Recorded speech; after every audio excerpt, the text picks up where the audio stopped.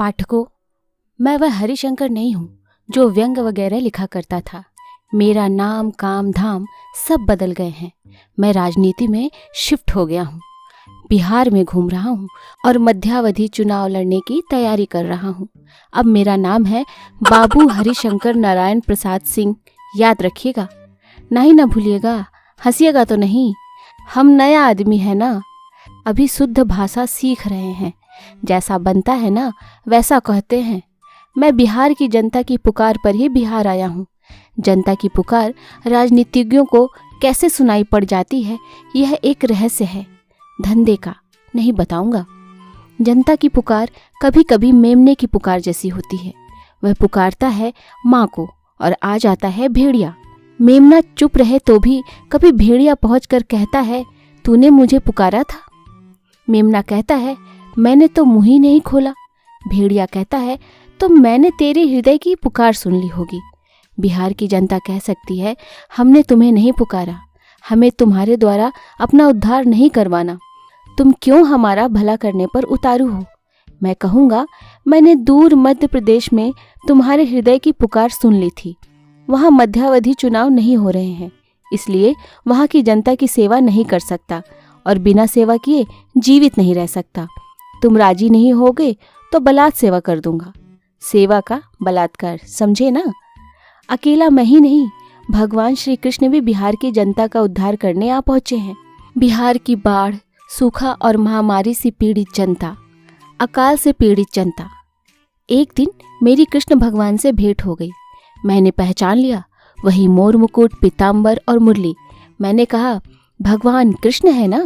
वे बोले, हाँ वही हूँ, पर मेरा नाम अब भगवान बाबू कृष्ण नारायण प्रसाद सिंह हो गया है। कृष्ण बाबू भी कह सकते हैं। मैंने कहा, भगवान क्या गोरक्षा आंदोलन का नेतृत्व करने पधारे हैं? चुनाव आ रहा है तो गोरक्षा होगी ही। आप गोरक्षा आंदोलन के जरिए पॉलिटिक्स में घुस जाएंगे।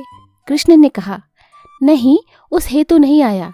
गोरक्षा आंदोलन आम चुनाव के काम का है। मध्यावधि छोटे चुनाव में तो मूषक रक्षा आंदोलन से भी काम चल जाएगा। मूषक रक्षा में गणेश जी की रुचि हो सकती है, अपनी नहीं। मैंने कहा, तो फिर आपको राम सेवक यादव ने बुलाया होगा यादवों के वोट संसोपा को दिलवाने के लिए। कृष्ण खींच पड़े, बोले, मुझे भी तो बताने दो, मैं बिहार की जनता की पुकार सुनकर आया हूँ। मैंने कहा, आपको भ्रम हो गया होगा भगवान।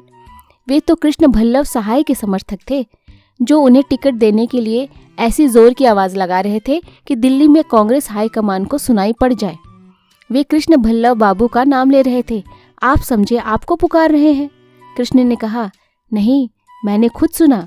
जनता कह रही थी, हे भगवान, अब तो तेरा ही सहारा है, तू ही उद्धार कर सकता है। इसी पुकार को सुनकर मैं यहाँ आ गया। ऐसा हो सकता है।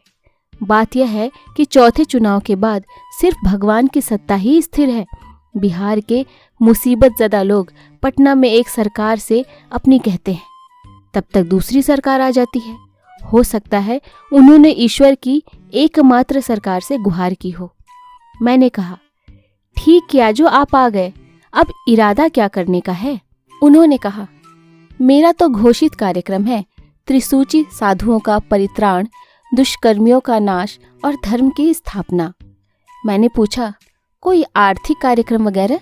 वे बोले, नहीं, बस वही त्रिसूची कार्यक्रम है। मैंने पूछा, यहाँ राजनीतिज्ञों में कोई साधु मिले? एक भी नहीं। और असाधु? एक भी नहीं। हर एक अपने को साधु और दूसरों को असाधु कहता है। किसका नाश कर दूं समझ में नहीं आता। इसी वक्त मुझे ख्याल आया कि इनके हाथ में सुदर्शन चक्र तो है ही नहीं, नाश कैसे करेंगे? मैंने पूछा तो कृष्ण ने बताया, चक्र घर में रखा है क्योंकि उसका लाइसेंस नहीं है। फिर इधर अभी से धारा 144 लगी हुई है। मैंने उन्हें समझाया, भगवान, अगर सुदर्शन चक्र का लाइसेंस मिल जाए तो भी किसी को मारने पर दफा 302 में फंस जाएंगे। कृष्ण पशुपेश में थे, कहने लगे, फिर धर्म की संस्थापना कैसे होगी? मैंने कहा, धर्म की संस्थापना तो सांप्रदायिक दंगों से हो रही है। आप एक हड्डी का टुकड़ा उठाकर मंदिर में डाल दीजिए और हिंदू धर्म के नाम पर दंगा करवा दीजिए। धर्म का उपयोग तो अब दंगा करने के लिए ही रह गया है। आपके विचार काफी पुराने पड़ गए हैं। हम लोग तो दुष्कर्मियों का परित्राण करने के लिए यह व्यवस्था चला रहे हैं। सबसे असुरक्षित तो साधु ही है।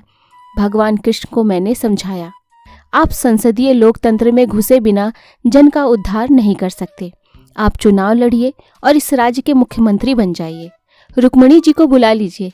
जिस टूर्नामेंट का आप उद्घाटन करेंगे उसमें वे पुरस्कार वितरण करेंगी। घर के ही एक जोड़ी से करकमलों में दोनों का काम हो जाएगा। बड़ी मुश्किल से उनके सामंती संस्कारों के गले में लोकतंत्र उतरा। इससे ज़्यादा आसानी से तो दरभंगा नरेश बाबू कामाख्या नारायण सिंह लोकतंत्री हो गए थे। कृष्ण को चुनाव के मैदान में उतारने में मेरा स्वार्थ था। राजनीति में नया नया आया हूँ, पहले किसी बड़ी हस्ती का चमचा बनना ज़रूरी है। दादा को चमचा चाहिए और चमचे को दादा। दादा मुख्यमंत्री तो चमचा गृह मंत्री। मैंने सोचा लोग शंकराचार्य को अपनी तरफ ले रहे हैं, मैं साक्षात भगवान कृष्ण के साथ हो जाऊं। हम लोगों ने तय किया कि पहले अपने पक्ष में जनमत बनाएं और फिर राजनीति पार्टियों से तालमेल बिठाएं। हम लोगों से मिलने निकल पड़े। मैं तो चमचा था, भगवान का परिचय देकर चुप हो जाता। जिन्होंने बहस कर करके अर्जुन को अनचाहे लड़वा दिया था, वे तर्क से लोगों को ठीक कर देंगे, ऐसा मुझे विश्वास था। पर धीरे धीरे मेरी चिंता बढ़ने लगी। कृष्ण की बात जम नहीं रही थी। कुछ राजनीति करने वालों से बातें हुई। कृष्ण ने बताया कि चुनाव लड़ रहा हूँ। वे बोले, हाँ, आप क्यों ना लड़िएगा, आप भगवान हैं, आपका नाम है, आपका भजन होता है, आपका आरती होता है, आपका कथा होता है, आपका फोटो बिकता है। आप नहीं लड़िएगा तो कौन लड़ेगा, आप यादव हैं ना। कृष्ण ने कहा, मैं ईश्वर हूँ, मेरी कोई जाति नहीं है। उन्होंने कहा, देखिए ना, इधर भगवान होने से तो काम नहीं न चलेगा, आपको कोई वोट नहीं देगा। जात नहीं रखिएगा तो कैसे जीतिएगा। जाति के इस चक्कर से हम परेशान हो उठे। भूमिहार, कायस्थ, क्षत्रिय, यादव होने के बाद भी कोई कांग्रेसी, समाजवादी या साम्यवादी हो सकता है। कृष्ण को पहले यादव होना पड़ेगा, फिर चाहे वे मार्क्सवादी हो जाएं। कृष्ण इस जातिवाद से तंग आ गए। कहने लगे, ये सब पिछड़े लोग हैं, चलो विश्वविद्यालय चलें। हमें प्रबुद्ध लोगों का समर्थन लेकर इस जातिवाद के जड़ें काट देनी चाहिए। विश्वविद्यालय में राजनीति के प्रोफेसर से हम बातें कर रहे थे। उन्होंने साफ कह दिया, मैं कायस्थ होने के नाते कायस्थों का ही समर्थन करूंगा। कृष्ण ने कहा, आप विद्वान होकर भी इतने संकीर्ण हैं। प्रोफेसर ने समझाया, देखिए ना, विद्या से मनुष्य अपने सच्चे रूप को पहचानता है। हमने विद्या प्राप्त की तो हम पहचान पाए कि हम कायस्थ हैं। कृष्ण घबराकर एक पेड़ की छांव में लेट गए। कहने लगे, सोचते हैं लौट जाएं। जहां भगवान को भगवान होने के कारण एक भी वोट न मिले, वहां अपनी राजनीति नहीं बनेगी।